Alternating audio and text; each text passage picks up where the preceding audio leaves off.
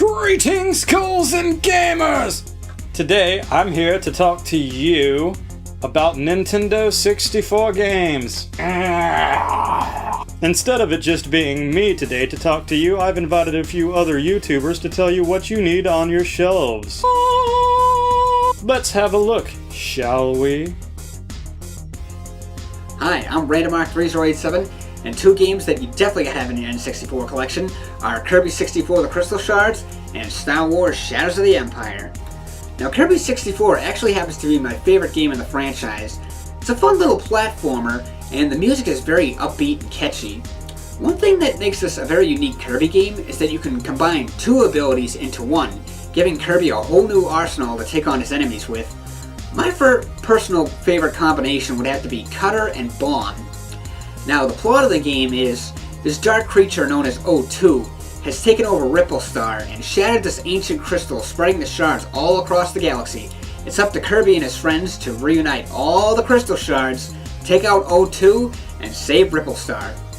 There's also some fun little mini games, which can be pretty fun to play with friends or even just with AIs. Now, Star Wars Shadows of the Empire is a great Star Wars game. The graphics are kind of dated, but it's still fun to play. And it's actually based off of a book which takes place between episodes 5 and 6. You play as the rebel known as Dash Rendar and go on all these different kinds of missions, including the Battle of Hoth. So there's levels that take place on ships, while others take place on hover bikes, and some take place on foot. And there's actually 4 different ways to play the game. See, you can have a first-person perspective, a third-person perspective, an overhead view, or what I like to call the movie mode, where the camera angles will keep changing. Kind of like in Resident Evil. That's the way I like to look at it. Hey guys, D-Pad Danny here, and today I'm talking about 2 Nintendo 64 games that I really enjoy. I will gladly recommend them to you. You may like them, you may hate them. Either way, I figure it's about a 50-50 chance. So let's get started. First one, Snowboard Kids by Atlas. I really like this game. It's a nice little kart racer, obviously set in a snowboarding theme. You play as one of 5 kids, Snowboard Kids, aptly named. This might be one of the first games I ever played on the N64. I remember when the N64 came out, one of my buddy's dads had some sort of clone machine where you could get games before they came out. And he had Star Fox 64 and Mario 64 and Yoshi's Story, and he had Snowboard Kids, and this is the one I enjoyed playing the most. Like I said, standard kart racer stuff. You got your multiple characters. You got these different stages, all that have their own personality and really good music. You have weapons that you can shoot at your buddies, you can use to slow down your buddies, turn invisible to avoid attacks, stuff like that. Pretty standard, but a lot of fun. The interesting thing about this one is that with most kart racers, you go around a track, right? And it just loops back over to the next lap. This one, being a snowboarding game, the way you get to the next lap is you actually get to the bottom of the hill and you go to a ski lift. Now the interesting thing there is it doesn't automatically pick you up. You have to navigate to the door and then it'll start the animation and it'll bring you down. So if you get there and you have a decent lead and there's 2 people behind you, let's say you get there and somebody runs into you, they could potentially bounce you back if you haven't started the animation and then be bounced back in the process, and that third person just goes right on in and gets an easy lead. It's not an easy game. There's some serious rubber banding issues. Like, if you get passed up, you get passed up. It's going to be really hard for you to catch up, but the computer always seems to stay right behind you. So this one leads for a lot of close games where you're in first place right to the very end, and it can be really frustrating, but if you stick with it, it's rewarding. There's a couple features like a snowboard shop where you can buy different snowboards that have different speed capabilities, turning capabilities, stuff like that. This one is not to be passed up. If you see it for a good price, add it to your collection. I strongly recommend it. The second game I'm going to talk about is Quest 64. I know what you're thinking, everybody hates this game. I'm like one of 4 people that actually enjoy it. But there's something about it. I don't know. I've always really enjoyed it. I rented it when it came out. I rented it like 4 more times after that. And eventually I think I got a copy for my birthday one year. Basic RPG fodder. You're trying to go get 4 treasures of the elements to restore the balance of the world, while there's some super evil dude that's trying to destroy the world and take over things. And that whole song and dance. It's been done before. The way they did this is interesting because the fight sequences are not like you get into a fight and okay, your party's here and the enemies are here, or vice versa, or your party's here and you see the enemy sprites there. No, this is it stays on the world map as it is where you get into the battle, but it puts this like octagon around you, and that's the area, the confines of the battle. And you have your smaller octagon, and that's your movement per turn. So you can move to the edge of your octagon, and that's your turn.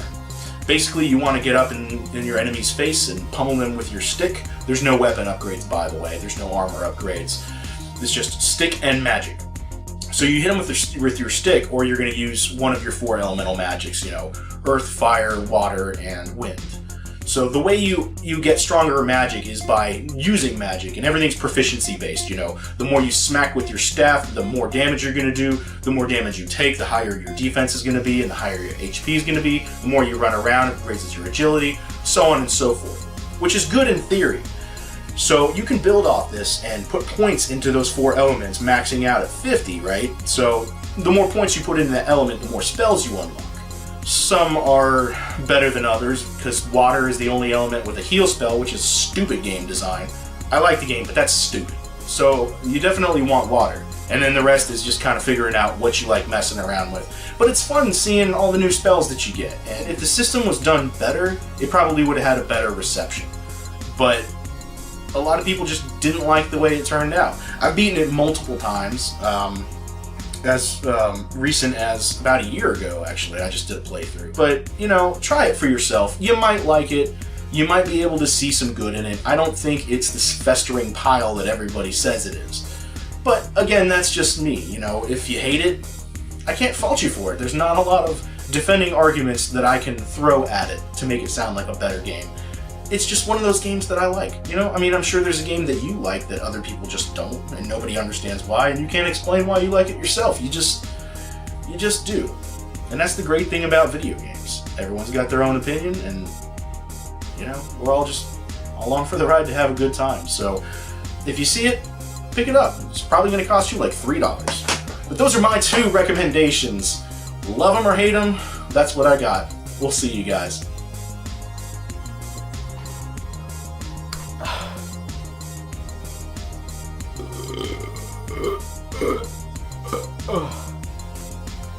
Okay, I'm ready to make a video. Oh, the Nintendo 64. Got to be my least favorite Nintendo console. Not only were there just not a lot of entries and series that I cared about on this system,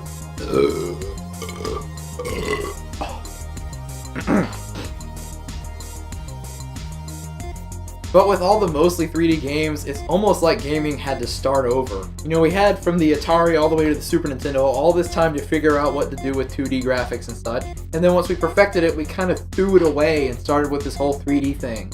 Now there are some great 3D games out there, but I would have to say there's a lot better 2D games out there, especially back then. And hey, what if you do enjoy a game on the Nintendo 64? Well, screw you, because you've got Well, screw you, because you've got to deal with one of the worst controller designs ever invented. I'm sorry, but I don't have 3 hands. But hey, there are a few games that I still care for, even with the controller problems, and some of them even work around the controller problems. So here's 2 that I like specifically. First one is Army Men Air Combat. Now, I've always been a fan of the Army Men series. It was one of the earlier games that I ever played on the PC way back in early year of my life. And this game is not really an exception. Now, it is a different style of game. Instead of a sort of third-person shooter, it's more of an air combat game, thus the name Air Combat. The best part to me is that you're flying around in like gardens and backyards and things, and the flowers are like up here on the same height as the helicopter, which is supposed to be really high in the air, but you're this big, so it's like normal, it's fun. Shooting down bees with fireworks, dropping apples on cars to stop them from getting to the portal back to the plastic world, and all this cool stuff. The music sounds not very good, it's very MIDI based. I mean, it's catchy, but it sounds like very poor MIDIs for a Nintendo 64 game. And it's one of the few games that actually takes advantage of the expansion pack, so the game does look pretty good. There's also a lot of really funny lines, like when you free the bugs and they just say, "We're free." It's like they used a placeholder for it, and then in the final game they said, "Oh no, we never actually filmed that line." So they took like an old PC microphone in the office and just went, "We're free." It's a pretty fun game, and it's pretty cheap too, so I'd recommend checking it out. Now the other game, I would almost consider this a masterpiece. Doom 64. Now, a lot of people either don't know about this game or completely hate it. And that's because this is not a traditional style Doom game. Instead of doing constant fast-paced shooting action, it's a lot of exploring, finding the key to get to the next room, and then when you open that door, you're bombarded with a ton of enemies and you take them out classic Doom style. It's almost like if you took all the movesets and assets from the original Doom and put it into a different style of game. It's got a lot more depth than the original game, and I think anyone who likes having a deep, complex game will appreciate it more. The music is mostly non-existent, atmospheric sounds, but the sound design is great. The gunshot sounds are just so satisfying, and the enemy groans and all just everything. Even the chainsaw isn't as annoying as it is in other games. I will say it gets a bit too complex at times. I've been on level 5 for a year now and I haven't beaten it. But there's something about the game that keeps me coming back. Now, if you do play this, I would recommend immediately going to the brightness setting and turning it all the way up, because this is a dark game. I actually recommend playing it with all the lights off and no other noises around you. That way you can get really absorbed into the game, because that's pretty much the only way you're going to solve a lot of these puzzles. But other than that, if you like exploring and even a little bit of platforming and a good first-person shooter, I think Doom 64 is the game for you, and it's still pretty cheap, so you should go ahead and go for it.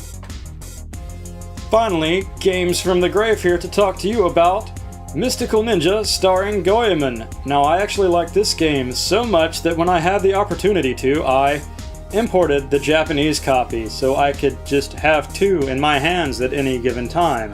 Amazing. This game is often called a poor man's Zelda, and it does have some similarities to Zelda games. You'll find a chain pipe that's very similar to the hookshot. There are fortune cats to collect that are similar to the pieces of heart in the Zelda games. However, it turns out this is part of a long-lived series in Japan named Ganbare Goemon, and this predates Ocarina of Time. At the time that this was released, I rented it as well as the steaming pile that is Quest 64, and while I definitely disliked Quest, I hung on to Mystical Ninja starring Goemon. I had to play through the game. As the story goes, strange aliens have invaded Japan and they're trying to force everyone to take part in their stage play. They've transformed Oedo Castle, so Goemon and Abisumaru set out to set things straight. You'll find other playable characters, Sasuke and Yae, not sure how to say that. Anyway, you'll find them, and you'll find multiple abilities for each character as well as different weapons. There is a little bit of backtracking to collect everything. It's definitely a worthwhile adventure. I love this game, and at some point on this channel, probably soon, I'm going to do a full playthrough of it. Another game that I just couldn't live without on my Nintendo 64 is Mischief Makers. Yes, very mischievous indeed. This is a different kind of game for the Nintendo 64. Whereas everything was a 3D game and polygonal, this was a sprite-based 2D game with some 3D backgrounds. This is also a lot different than the typical platformer, as you'll find yourself talking to a lot of characters throughout the stages. There's a heavy exploration element to this game. I really love it, and it's the shining example of what you can do different with the Nintendo 64.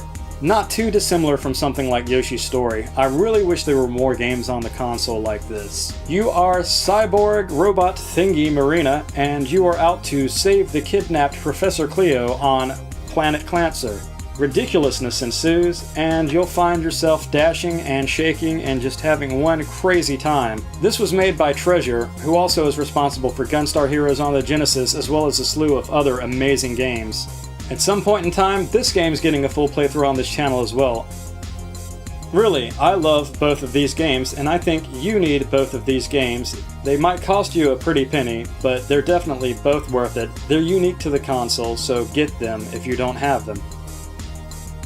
Special thanks to our patrons from Patreon for making this video possible. Please consider becoming a patron, starting at just $1 a month. Any amount helps out, and it's greatly appreciated. Special thanks to Randomark3087 and D-Pad Danny for being a part of this. As always, special thanks as well to Jeremiah and Classics Rising Entertainment. All of these guys have great content out here on YouTube, so definitely check them out and subscribe to their channels as well as this one, and just have a good gaming time. Yes!